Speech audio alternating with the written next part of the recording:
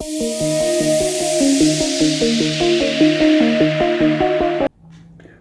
buenas tardes, soy el doctor Marcelo Bianchi Bustos y en esta ocasión les quiero presentar a la licenciada especialista Alicia Origi.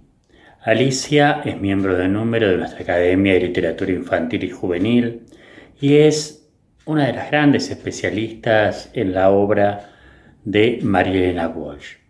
En esta ocasión, Alicia va a hablar sobre su último libro que gira en torno a la obra de la gran juglaresca. Con ustedes, Alicia Origi.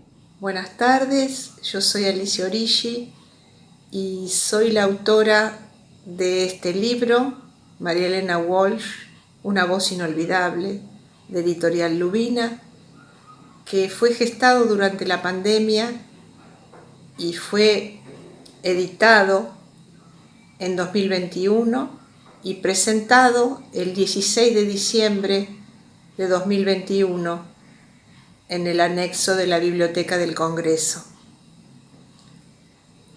dentro del marco de la pandemia. Este libro es mi homenaje humilde a una gran artista argentina, María Elena Walsh. El 10 de enero del año pasado, 2021, se cumplieron 10 años del fallecimiento en la ciudad autónoma de Buenos Aires de esta artista que nació en Ramos Mejía el 1 de febrero de 1930. Su papá Enrique era inglés y había enviudado con 4 hijos varones. Se casó con Lucía Monsalvo, con quien tuvo a Susana y a María Elena. Walsh en su vida realizó muchas actividades: traductora, guionista, compositora, cantante y actriz. Pero ante todo fue una gran poeta.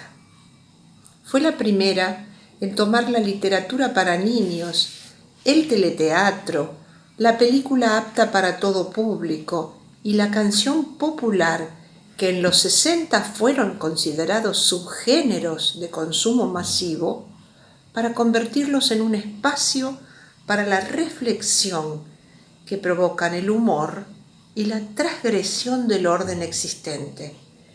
Difundió poesía en un registro coloquial. Esto le valió el desprecio de muchos poetas, que no vieron lo revolucionario de su postura. Empleó los modernos medios de comunicación durante esa década para difundir sus creaciones. Fue pionera en grabar sus poemas musicalizados por ella y narró sus cuentos en discos de vinilo. Inauguró con las comedias musicales Canciones para mirar en 1962 y Doña Disparate y Bambuco en 1963, ambas estrenadas en un moderno Teatro General San Martín. Inauguró otra era en espectáculos infantiles, expresando esa necesidad suya de unir juego, lenguaje y la música. De sus discos Canciones para mirar y Canciones para mí se venden más de 10.000 copias por título. Figura entre los autores más vendidos del país. Su libro Tutumarambá alcanzaría en 1968 su 9ª edición. Todo esto teniendo en cuenta que era una autora fuera del sistema, es decir, que financiaba sus propias ediciones de libros, grababa sus discos en modestos estudios.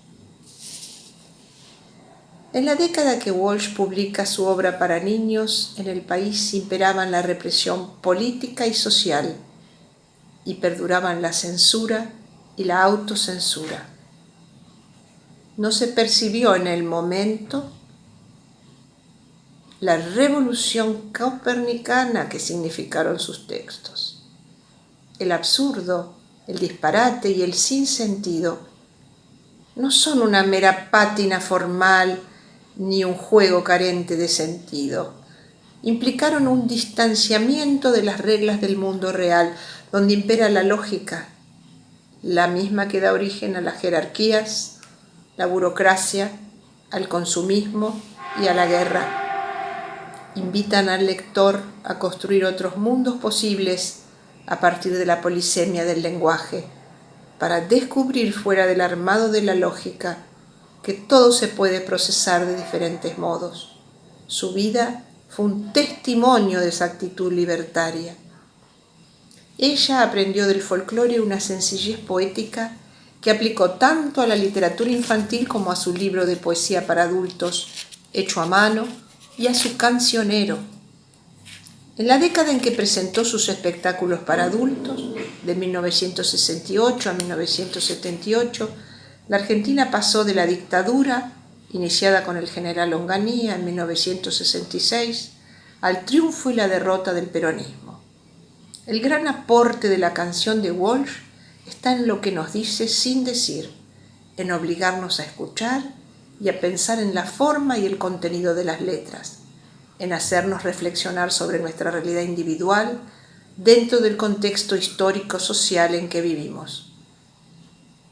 En 1976 se inicia el llamado Proceso de Reorganización Nacional, que fue el gobierno militar más terrible de nuestra historia. En ese periodo oscuro, su coraje cívico iluminó a muchas personas. María Elena defendió los derechos humanos y era partidaria del Mahatma Gandhi y de Martin Luther King, los líderes de la no violencia mundial. Fue una feminista y lo manifiesta en sus numerosos artículos periodísticos, poemas y canciones. Estas se resignificaron durante el regreso de la democracia, como La cigarra, cantada por Jairo, o El país de no me acuerdo, que es el leitmotiv de la película argentina La historia oficial, del director Luis Puenzo, la primera película ganadora del Oscar en 1986. María Elena ha tocado una cuerda muy profunda a la que pocos elegidos tienen acceso y casi nunca en forma masiva.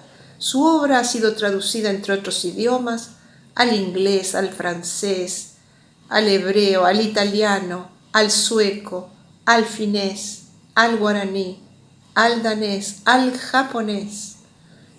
Sus canciones fueron grabadas en discos, cassettes, CDs, reeditadas e incluidas en repertorios de grandes intérpretes internacionales. Sus comedias musicales para chicos se siguen representando con éxito.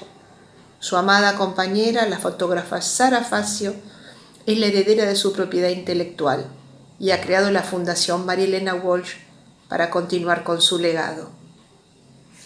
Ella nos ha dejado, pero el tesoro de su poesía pertenece al imaginario colectivo de los argentinos y al conjuro de su palabra volverá nuevamente a estar entre nosotros, como la cigarra, mientras haya un niño y un padre que le cante al oído, porque el idioma de infancia es un secreto entre los dos.